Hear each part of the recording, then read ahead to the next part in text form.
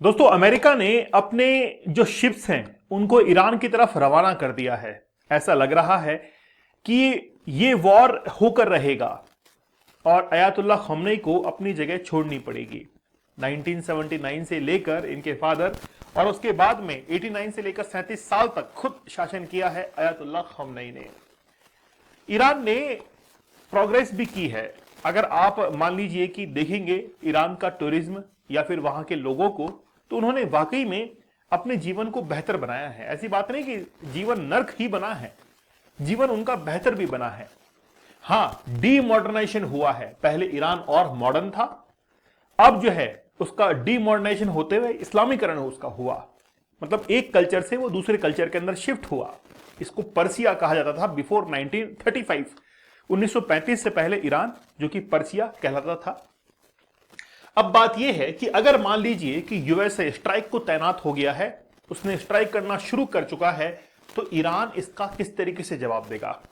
एक न्यूज़पेपर के आर्टिकल के अंदर पब्लिश होता है ओपिनियन के तौर पर कि एयरबेस टू शिप्स, यानी कि अमेरिका जो कि एयरबेस या फिर एयरफोर्स की मदद से अटैक कर सकता है ईरान के ऊपर। अब वो शिप के ऊपर आ चुका है। यूएसएस अब्राहम लिंकन, जो कि ऑलरेडी रवाना हो चुका है यूएसए से, अब वो अपनी तैनाती लेने वाला है जहां से वो अटैक करेगा। लेकिन आपको जानकर ताजुब होगा कि यूएसएस अब्राहम लिंकन को तैनात किया गया है साउथ चाइना सी के अंदर। देखिए क्या है, अमेरिका की स्ट्रेटजी को कोई समझ नहीं सकता है। हम लोग बड़ा विस्तार से बात करेंगे कि आखिरकार अमेरिका की स्ट्रेटजी क्या है ईरान के ऊपर अटैक करने की। तो इसमें ईरान जो है वो किस तरीके से स्ट्राइक करेगा वो भी हम लोग समझेंगे। ईरान में घुसेगी अमेरिकी सेना। ट्रंप का बड़ा ऐलान, खमेनी से आजादी दिलाकर ही हम दम लेंगे। मतलब यूएसए ने ऑलरेडी अनाउंस कर दिया है कि खमेनी का जो शासन है इसको तो हम लोग वहां से उखाड़ फेंकेंगे। लेकिन कुछ ना कुछ बड़ी हलचल जो है वो ईरान के अंदर जरूर होगी। डोनाल्ड ट्रंप ने कहा कि Iran is looking at freedom. Iran जो कि आजादी की तरफ देख रहा है, परहैप्स लाइक नेवर बिफोर, मतलब इससे पहले कभी नहीं हुआ ऐसा। The USA stands really to help. President Donald Trump ने यह ट्वीट किया है। देखिए, ये जो जहाज आप लोग यहां पर देख रहे हैं इसका नाम है यूएसएस अब्राहम लिंकन, और इसको प्रोटेक्ट करने के लिए और कई वॉरशिप्स जो है वो इसके पीछे चल रही है। यूएसएस अब्राहम लिंकन की एक फोटोग्राफ जो है वो भी रिलीज की गई। उस फोटोग्राफ के अंदर यह बताया गया कि ये जो हमारा जहाज है, ये जो शिप है, वो अभी साउथ चाइना सी के अंदर तैनात किया गया है। अब मैं बताता हूं कि साउथ चाइना सी के अंदर क्यों तैनात किया गया है। इसके ऊपर एक न्यूक्लियर वॉरहेड लिया हुआ एक एयरक्राफ्ट भी तैनात किया गया है। बहुत सारे इसके ऊपर वेपन्स वगैरह सब कुछ तैनात कर दिए गए हैं। मैं जब आपको मैप में बताऊंगा तो आपको बड़ा जानकर ताजुब होगा कि साउथ चाइना सी में इसको तैनात करने का रीजन क्या है। चलिए मैं बताता हूं आपको लोगों को। देखिए, अमेरिका को यह लगता है कि जिस तरीके से अमेरिका ने वेनेजुएला के ऊपर अटैक किया है, उसके बाद में वो ईरान के ऊपर करने वाला है, और उसी की देखा देखी में चाइना ताइवान के ऊपर भी स्ट्राइक कर सकता है। साथ ही के अंदर इस चीज को प्रोटेक्ट करने के लिए अमेरिका ने साउथ चाइना सी के अंदर अपने जहाज भेज दिए हैं, जिसमें सबसे प्रमुख है, सबसे इंपॉर्टेंट है यूएसएस अब्राहम लिंकन, जिसके ऊपर न्यूक्लियर वॉरहेड्स ऑलरेडी प्रिपेयर्ड हैं। अब इसकी फोटोग्राफ जो है वो रिलीज हो रही है कि ये अपने सफर के अंदर है। बहुत लंबा सफर ये तय करेगा। अगले 16 दिन इसको इस सफर के अंदर लगने वाले हैं, और 16 दिनों के बाद में ये साउथ चाइना सी के अंदर तैनात हो जाएगा। क्या वहां पर रहते हुए ये ईरान के ऊपर अटैक कर सकता है? क्या आंसर होगा इसका? क्या साउथ चाइना सी में रहते हुए कोई भी शिप जो है वो क्या अटैक कर सकता है ईरान के ऊपर? तो इसका आंसर है यस। वाकई में अमेरिका के पास में इतनी पावर है कि वो अटैक कर सकता है ईरान के ऊपर साउथ चाइना सी में रहते हुए। वेनेजुएला की कहानी पर मैं आता हूं। जिस समय वेनेजुएला के ऊपर अटैक किया गया, वहां के राष्ट्रपति को उठाया गया, उससे पहले ही ऐसी ही घेराबंदी अमेरिका ने वेनेजुएला की थी, और वही घेराबंदी अब वो करने जा रहा है किसकी? ईरान की। लेकिन इतना दूर से। एक्चुअली में क्या है कि जिसको भी ईरान से सपोर्ट मिल सकता है, चाइना से मिल सकता है, रशिया से मिल सकता है, इनको ऑलरेडी वो प्रोटेक्ट करके रखेगा कि अगर तुमने ईरान की हेल्प की तो हम तुम्हारे ऊपर भी हमला कर सकते हैं। इस तरीके से एक फियर ऑफ साइकोलॉजी वो क्रिएट करता है दुश्मन देश के अंदर, और दुश्मन देश के जो सपोर्टर्स हैं उसके अंदर भी वो फियर ऑफ साइकोलॉजी क्रिएट कर देता है। अगर यूएसएस अब्राहम लिंकन तैनात है साउथ चाइना सी के अंदर, तो चाइना इसमें दबाव में रहेगा कि कल को हम ईरान का सपोर्ट करने के लिए जाएं और यूएसए हमारे ऊपर अटैक करते हैं तो हम क्या करेंगे। तो एक fear of psychology automatic create हो जाती है। ऊपर से ये अब्राहम लिंकन सभी वेपन से तैनात है, मतलब अगर ये स्ट्राइक करना चाहे तो इजीली स्ट्राइक कर सकता है। ठीक है, the US is moving a career strike. देखिए करियर जो क्राफ्ट है वो ऑलरेडी जो है साउथ चाइना सी के अंदर तैनात होने के लिए तैयार है, एरिया ऑफ रेस्पॉन्सिबिलिटी। अब देखिए एक्चुअली में क्या है, सबसे बड़ी बात तो ये है, ये जो आप लोग एयरबेस देख रहे हैं, ये पूरा मिलिट्री बेस देख रहे हैं, ये कहां पर है, ये है कतर के अंदर। और जो मिडिल ईस्ट है वहां पर अमेरिका के 30 से 40 हजार सैनिक तैयार हैं। 30 से 40 हजार सैनिक जो है वो तैनात है कतर के अंदर। जिस तरीके से फैसिलिटीज को वहां पर निर्मित किया गया है, इनके पास में एयरबेस है, मिलिट्री बेस है, और यहां से वो इजीली अटैक कर पाते हैं अफगानिस्तान के अंदर, ईरान के अंदर।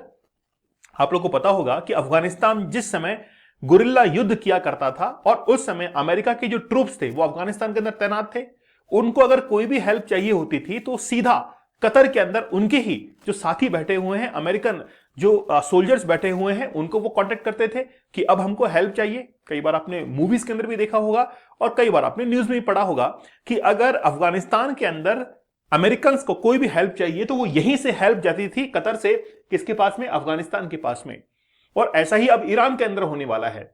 लेकिन अमेरिका ने यह कहा है कि हमारे जितने भी सैनिक वहां पर तैनात हैं वो वहां से जगह को छोड़ दे और वो अमेरिका के अंदर वापस आ जाए, क्योंकि हमला बड़ा जबरदस्त होगा। क्योंकि हो सकता है कि ईरान सबसे पहले टारगेट इसी एयरबेस को करे, वो कतर के ऊपर अटैक करे और कतर के ऊपर अटैक करके जहां जहां अमेरिका के ठिकाने हैं उनको वो खत्म करे। तो ये स्ट्रेटेजी किसकी हो सकती है, ईरान की हो सकती है अगर अमेरिका ने स्ट्राइक की तो। लेकिन केवल कतर के अंदर ही नहीं, बहुत सारे ऐसे कंट्रीज हैं जहां पर अमेरिका ने अपने अपने एयरबेस तैयार किए हुए हैं।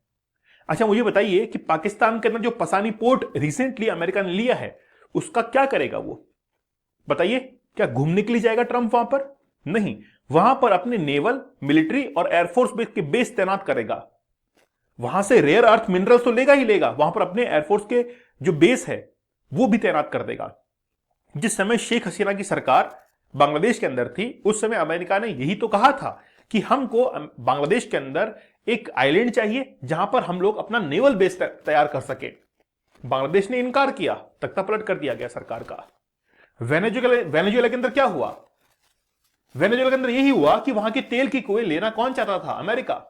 इसीलिए वहां की जो विपक्ष की नेता है, अपोजिशन की जो लीडर है मचाडो, उसको नोबेल प्राइज दिया गया कि कल को हमको जरूरत पड़े तो सारी इंफॉर्मेशन हमको देती रहना, और वो इंफॉर्मेशन के बदले आज वेनेजुएला के अंदर तख्ता पलट हुआ।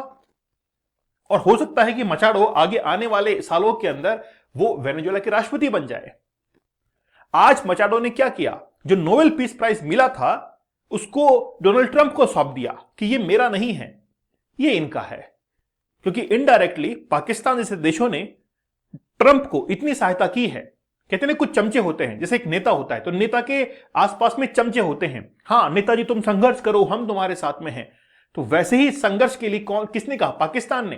तो पाकिस्तान ने कहा ट्रंप को कि हाँ नोबेल प्राइज मिलना चाहिए, पीस प्राइज मिलना चाहिए। और पूरा यूरोपियन कंट्रीज ये गुणगान गाने लगा कि ट्रंप को नोबेल पीस प्राइज मिलना चाहिए। मचाडो उनमें से एक थी, तो मचाडो ने क्या किया, अपना ही नोबेल पीस प्राइज किसको दे दिया, ट्रंप को दे दिया कि ये ट्रंप को मिलना चाहिए था। जबकि ट्रंप की सोची समझी साजिश थी कि नोबेल प्राइज तो मिलेगा इसको और बाद में मुझे हैंडओवर कर देगी। लेकिन जो नोबेल की कमेटी है उसने साफ तौर पर इनकार कर दिया कि एक व्यक्ति को अगर कोई नोबेल पीस प्राइज या कोई भी नोबेल दिया जाता है तो वो किसको ट्रांसफर नहीं कर सकता है, ये ऑलरेडी क्लियर किया जा चुका है। ठीक है, चलिए अब देखिए मैं आपको बताता हूं। देखिए यहां पर है साउथ चाइना सी और यहां पर यूएसएस अब्राहम लिंकन को तैनात कर दिया गया है। यहां से सीधा वो अटैक कर सकता है, कहां पर, ईरान के ऊपर।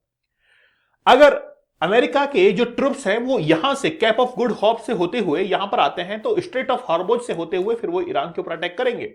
और पाकिस्तान से ज्यादा दूर नहीं है, वो पाकिस्तान के अंदर भी पाकिस्तान को इस्तेमाल करते हुए ईरान के ऊपर अटैक कर सकता है, वो कतर को इस्तेमाल करते हुए ईरान के ऊपर अटैक कर सकता है। इसीलिए अगर ईरान के ऊपर अटैक होता है तो ये मान के चलना कि ईरान जो है वो पाकिस्तान के ऊपर भी अटैक कर सकता है, वो कतर के ऊपर भी अटैक कर सकता है, और साथ ही में यहां से जो भी अटैक होगा वो सीधा मिसाइल से अटैक होगा ईरान के ऊपर, क्योंकि उनके पास में इंटरकॉन्टिनेंटल बैलिस्टिक मिसाइल्स हैं। क्योंकि एक कॉन्टिनेंट से दूसरे कॉन्टिनेंट के अंदर इजीली स्विच कर सकती है। हमारे पास में भी है, हम अबाउ 5000 किलोमीटर जो है वो बैलिस्टिक मिसाइल्स को छोड़ सकते हैं। अगर हम लोग इंडिया से चाहें तो ऑस्ट्रेलिया के अंदर मिसाइल को दाग सकते हैं। इतनी पावर इंडिया के पास में भी है। इंडिया पीछे नहीं है इस काम के अंदर, इंडिया भी कर सकता है ये काम। अगर अमेरिका साउथ चाइना सी में रहते हुए ईरान के ऊपर अटैक कर सकता है तो इंडिया भी कर सकता है। इंडिया हैज टू पावर, लेकिन अमेरिका के पास में एडवांस पावर है, वो उस बात पर श्योरिटी है। हम लोग एक्सपेरिमेंटल मोड पे हैं, वो एक्चुअली में एक्यूरेसी ले चुका है उस बात पर, तो सीधा अटैक करेगा। ऊपर से चाइना यहां से कंट्रोल होगा क्योंकि ताइवान यहां पर है, और अगर ताइवान को लेकर कोई भी छेड़खानी करता है तो फिर चाइना इससे डरा रहेगा। फियर ऑफ साइकोलॉजी बनी रहेगी कि अगर हमने ताइवान के ऊपर कुछ किया तो अमेरिका का जहाज यहां पे पहुंच चुका है, वो सीधा चाइना के ऊपर अटैक करेगा और रशिया इनडायरेक्टली कंट्रोल में रहेगा। तो यूएसए की स्ट्रेटेजी बड़ी जबरदस्त है। ईरान रिएक्ट करेगा। ईरान के अंदर जो प्रोटेस्ट हो रहे हैं, आप देख सकते हैं कि इंटरनेट बंद हो चुका है, लेकिन फिर भी वीडियोज रिलीज हो रहे हैं, वीडियोज लीक हो रहे हैं स्टार लिंक के माध्यम से।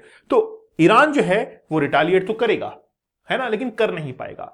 अब बात यह है कि ट्रंप के घर के अंदर रजा पहलवी बैठा हुआ है, तो क्या रजा पहलवी इस शासन को, ये जो स्ट्राइक वगैरह है, इसको संभाल पाएगा? तो ट्रंप ने साफ तौर पर इनकार कर दिया कि देखिए, हम लोग अयातुल्लाह खामनेई इससे तो फ्रीडम तुमको दिला देंगे, लेकिन रजा पहलवी को वो समर्थन ईरान में मिल पाएगा कि नहीं मिल पाएगा, हम इसके लिए श्योरिटी नहीं करते हैं। अब यहां पर भी डबल गेम जो है वो ट्रंप ने खेला।